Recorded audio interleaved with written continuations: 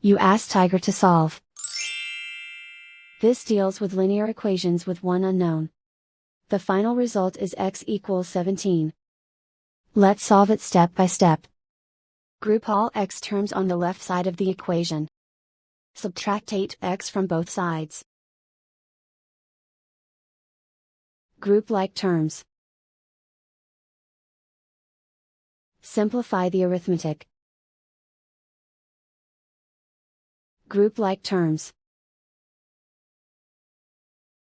Simplify the arithmetic. Group all constants on the right side of the equation. Subtract 9 from both sides. Simplify the arithmetic.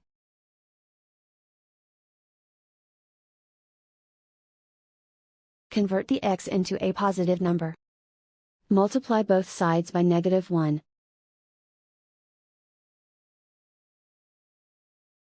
Remove the ones. Simplify the arithmetic.